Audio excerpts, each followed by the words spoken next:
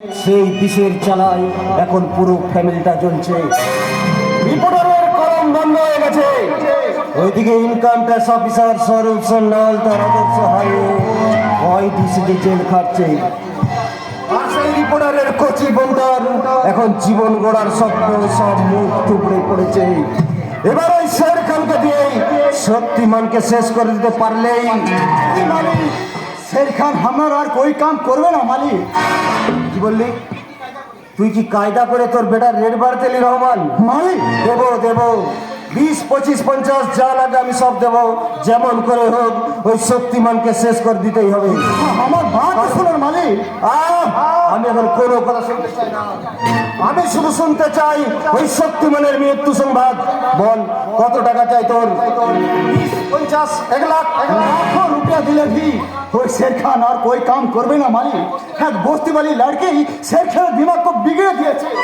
वो लड़की का साथ शेर खान शादी करबे, प्यार का घर बसे इंसान बनबे। কাল শের খান শক্তিমানের কাছে মার খেয়ে পালিয়ে এসেছো বলে তুমি আজ মিথ্যে কাহিনী শোনাতে এসেছো। बात मत बोलना बेवसा। शेर खान शेर আছে शेर। শের কি শেয়াল সে কালই প্রমাণ হয়ে গেছে। কি বলছিস সেটা? আমি ঠিকই বলছি দাদা শোনা। একটা পাগল এসে যদি না বাঁচতো তাহলে শক্তিমানের পরিবর্তে ওই শের খানের নামটাই হয়তো পৃথিবী থেকে মুছে যেত। রহমান, যাকে তুই এতকাল শেরের সঙ্গে তুলনা করে এসেছিস তার ক্ষমতা এতই তুচ্ছ। দে আমার টাকা ফেরত দে। रुपया वापस करे। हे रहमान उस्ताद अपना बात को छोटा करवे ना मालिक। मैं खुद ही उस शक्तिमान को पकड़ाबे। किंतु लेकिन लेकिन वो शेर खान हमारा कोई काम करवे ना। নিজের ছেলে তোমার কথা শুনবে না। मेरा मेरा अपना बेटा हुए तो वो शेर खान साहब जरूर हमारे बात सुनता मेम साहब। लेकिन वो शेर खान तो কি কি বলি রহমান? শের খান তোর নিজের বেটা নয়। তাহলে কে? ओए शेर खान गलती हो गए मालिक, गलती हो गए। मेरा बेटा को हमें जरूर समझाबे। Shut up! সত্যি করে বল রহমান, কে ওই শের খান? কি তার আসল পরিচয়? कुछ ना आसे मालिक, कुछ ना। हाँ हमें अल्लाह का नाम लिए बोलছে वो शेर खान मेरा अपना बेटा আছে। मैं ही उसका असली पिताजी। हाँ हाँ मौसुद्दीन मालिक शेर खान को हमें जरूर समझाबे। आपका काम हमें जरूर पूरा करबे मालिक, हमें जरूर पूरा करबे, हमें जरूर। তোমার ওস্তাদ বোধহয় কিছু গোপন করে গেল দাদা শোনা। কিন্তু কি গোপন করতে পারে? ওই শের খান যদি ওর নিজের বেটা নয় তবে কে ওই শের খান? আর কেন ভাই রহমান ওস্তাদ ওকে এতদিন বেটার পরিচয় মানুষ করলো? আবার একটা টেনশন আমার ব্রেনে জমা হলো। শুধু তোমার মেয়ে নয় দাদা শোনা, এরকম অনেক দুশ্চিন্তা আজকাল আমার মেয়ে না ঘোরাফেরা করছে। আরে তোর আমার কিসের দুশ্চিন্তা? তুই হলে এমএলএ ভুজঙ্গনাগের একমাত্র বোন। খাবি ঘুরবি মৌজ মস্তি করবি, যেভাবে পাস লাইফটাকে এনজয় করবি। তাই তো করতে চেয়েছিলাম দাদা শোনা। আমি চেয়েছিলাম স্বরূপ আর ওই সন্ন্যালের জীবনে তুমি এমন একটা গেম খেলবে যার ফলে ওই স্বরূপ সন্ন্যালের কাছ থেকে ছিটকে বেরিয়ে আসে। আর সেই সুযোগে আমি সেম সাইড গেম খেলে স্বরূপকে আমি জিতে নেব। সেই গেমটাই তো আমি খেলতে চেয়েছিলাম সিস্টার, কিন্তু স্বরূপ যেভাবে অফসাইডে ঢুকে ফাইল করে বসবে তা কে জানতো? যাই হোক, এই চ্যাপ্টারটা এবার আমি ক্লোজ করতে চাই, কারণ এক সিরিয়াস চ্যাপ্টার আমার ব্রেন খারাপ করে দিচ্ছে। সিরিয়াস চ্যাপ্টার মানে? ফ্রান্স থেকে আজ আমার কিছু বিশেষ গেস্ট আসবে, আর তাকে যদি খুশি করা যায় হয়তো সে আমাকে বিজনেস পার্টনার করে নিতে পারে। কিন্তু এই মুহূর্তে তাকে খুশি আদর আপ্যায়ন কিন্তু তেমন কোনো বিশ্বাসযোগ্য লোককে তো আমি পাচ্ছি না। আর সেই জন্য না আমি ভীষণ ভীষণ টেনশনে আছি। টেনশনের কি আছে দাদা শোনা? আমি তো রয়েছি নাকি? মানে ভাবছিলাম মানে কাজটা তুই পারবি রে বোন? ভরসা করতে পারছি না তো। তবে দেখো কেমন করে আমি তোমার সেই ফাংশনের গেস্টকে বস করি। ডোন্ট মাইন্ড দাদা শোনা, ডোন্ট মাইন্ড। মনে করো তুমি সেই ফাংশনের গেস্ট আর আমি সেই business manager partner miss Shweta.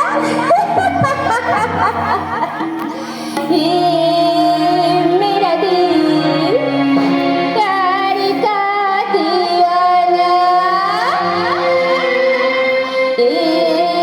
मेरा दिल प्यार का दीवाना।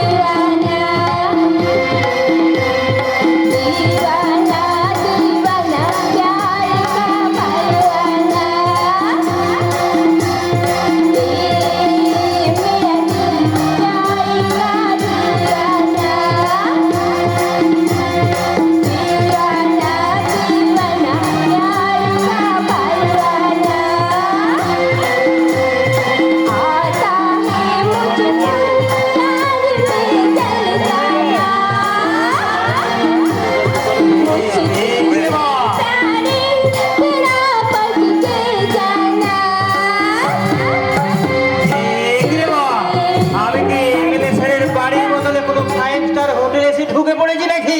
না না মিস্টার রায়, এটা 5 স্টার হোটেল নয়, ভালো করে চেয়ে দেখুন, এটা আমারই বাড়ি। আপনার না সব কিছুতে একেবারে রাজকীয় ব্যাপারে। বাড়িতে বসে এমন সুন্দরী মেয়ে ছেলে আমদানি করা মানে আপনাকে মানায় স্যার। মালটার জন্য মানে স্যার মালটার জন্য কত রেট দিয়েছেন স্যার? মানে পারলে আমিও একদিনের জন্য। আমি কোনো মালদার নই, আমি ওনারই একমাত্র বোন। ইডিয়েট একটা। কি করে জানবো স্যার? সব মেয়েই তো মাল বলে জানি, এবার কোন মালটা কার বোন কি করে জানবো, তাই না? কেমন আর চুল্লু খেয়ে উল্লু হয়ে এইসব আজে বাজে বকছেন? কতবার বলেছি এইসব চুল্লু টুল্লু খাবেন না। মা কালী দিদি বলছি চুল্লু মদ স্যার আমি কখনো খেতাম না। ওই যেদিন থেকে পাইকারি হারে কতগুলো মাতাল চুল্লু খেয়ে মরে গেল, আর সরকার থেকে তাদের ফ্যামিলিগুলো ওই কর করে 2 লক্ষ করে টাকা ক্ষতিপূরণ পেল, আর সেই দিন থেকে স্যার আমি আমার লাইফটাকে ইন্স্যুরেন্স করানোর জন্য আমি গুড়ফুটা খেতে শুরু করেছি স্যার। বাজে কথা বন্ধ করুন, বলুন কি জন্য এসেছেন বলুন। বলি স্যার কাছে আসুন, স্যার কাছে আসুন, সিক্রেট ব্যাপার কিনা কানে কানে বলছি।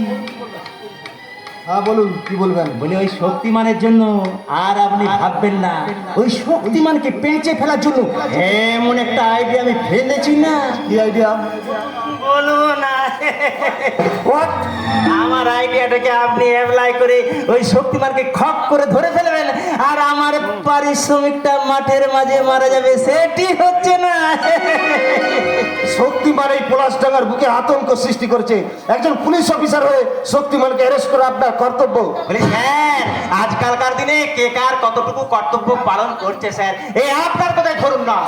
মানে আপনাকে যারা ভোট দিয়ে জেতালো তাদের পিছনে বাঁশ দিয়ে সাড়ে সর্বনাশ করে আপনি আপনার সারা বছরটায় ফুস বাঁশ বানিয়ে নিলেন স্যার। মানে ভোটে দাঁড়ানোর আগে যেখানে আপনার ব্যাংক অ্যাকাউন্টে ওই 4 থেকে 5 লক্ষ টাকা ছিল, আর এমএলএ হওয়ার এই 4 বছরের মধ্যে আপনার 5 কোটি টাকা অ্যাকাউন্টে ছাড়াই কি করে স্যার? বলি আপনার বাড়িতে ওই আলাদিনের মালটা আছে নাকি?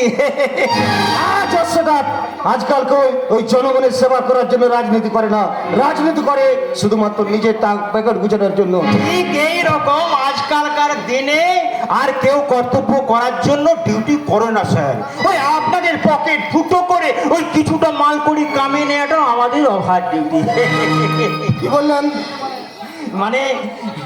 মানে বলছিলাম কি স্যার, আজকালকার পুলিশেরা তো ওই আপনাদের টাকার জন্যই বলবান, তাই আপনারা যত খুশি ঘুষ দিয়ে আমাদের দিলকে খুশ করে দেবেন, আর আমাদেরও শক্তিটা ততখানি বেড়ে যাবে।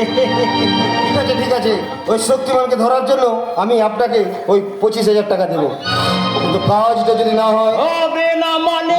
আমি হলাম এই পলাশডাঙ্গার অফিসার ইনচার্জ, আরে সামান্য একটা চিজকে মস্তানকে বলি শক্তিমানের কানে আবার কথাটা পৌঁছে যাবে না তো?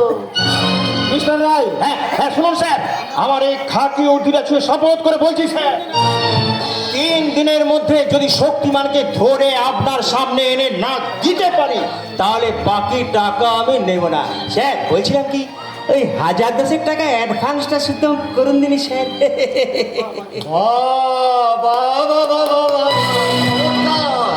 এই হলো সভ্য সমাজের নিদর্শন, এটাই হলো স্বচ্ছ ভারতের বাস্তব চিত্র। এই পাগলাটা আবার কোথা থেকে এলো? ও পাগলা টাগলা নয় স্যার, ও একটা ভিখারি, আর আজকালকার ভিখারি ওরা এমন দার্শনিক দার্শনিক কথাবার্তা বলে না স্যার। বলবেই তো স্যার, এই ভিকারিরাই তো এই ভারত দর্শনটাকে ভালো করে জেনেছে। এই দেশের নেতা মন্ত্রী আমলাদের কোটি কোটি টাকা সুদ ব্যাংকে পড়ছে, অথচ এই দেশের অধিকাংশ মানুষ দুবেলা তেল ভরে খেতে পায় না। ঠিক বলেছো। বড় লোকের ছেলেদের বিয়েতে লোকেরা কোটি কোটি টাকা খরচ করছে, অথচ সেই বিয়েতে বেঁচে যাওয়া লাখ লাখ টাকার দামি খাবার আমাদের মতো ভিখারিদের না দিয়ে কুকুরদের জন্য ফেলে দিচ্ছে ডাস্টবিনে। যে সমাজে মানুষদের চেয়ে কুকুরদের কদর বেশি, সেটা কেমন সভ্য সমাজ তোমরা বলতে পারো?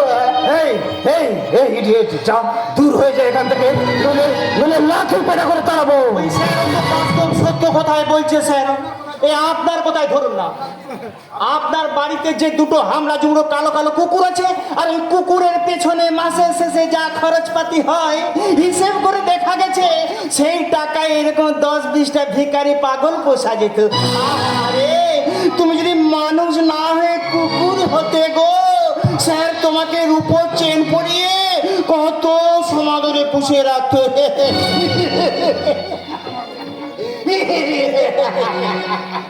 ঠিক ঠিক যেমন চাঁদির চেন পরিয়ে তোমায় পুষে রেখেছে। তুমি তো আইনের খাকি ঊর্ধ্বে সম্মানটাকে এই ধুলোয় মিশিয়ে দিয়েছো অফিসার। তুমি তো দেশের সর্বোচ্চ সম্মানের পথে ওই অশোক চক্র লাগানোর টুপিটা দিয়ে ঘুষের টাকা আড়াল করছো অফিসার। কেমন কেমন পুলিশ গো তুমি? আমি জাতে পুলিশ, বুঝেছো? আমি নামেই পুলিশ, জাতে নয়। আর আমি যদি জাত পুলিশ হতাম না, এই সকল বেআইনি কথাবার্তা বলার জন্য আমি কিন্তু তোমাকে এক্ষুনি অ্যারেস্ট করে নিতাম। তাই তো সবার আগে তোমার এই লোকটাকে অ্যারেস্ট করা উচিত অফিসার।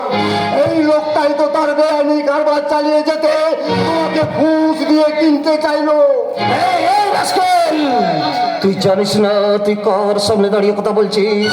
নিহাত আমি ছুঁচো মেরে হাত বন্ধ করি না, তাই নইলে নইলে তোকে আমি বুঝিয়ে দিতাম আমি ভুজঙ্গ।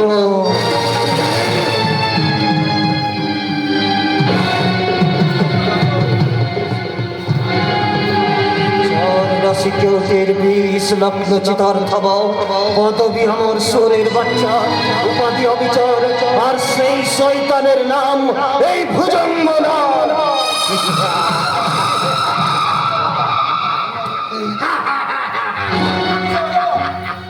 তবে তবে কি তুমি সেই অজগর যে আমার জীবনের 22টা বছরকে গিয়ে খেয়েছো, আমার স্বপ্ন ভরা অতীতটাকে গিয়ে খেয়েছো, আমার জীবন থেকে সরিয়ে দিয়েছো আমার স্ত্রী পুত্র পরিবারকে? সত্যি করে বল, কে কে তুই? আমি ধ্বংসের মহাধূমকেতু, আমি সর্বনাশের বন্যে, আমি মহাপুরের মহান অপরাধ, আমি সাইক্লোন, আমি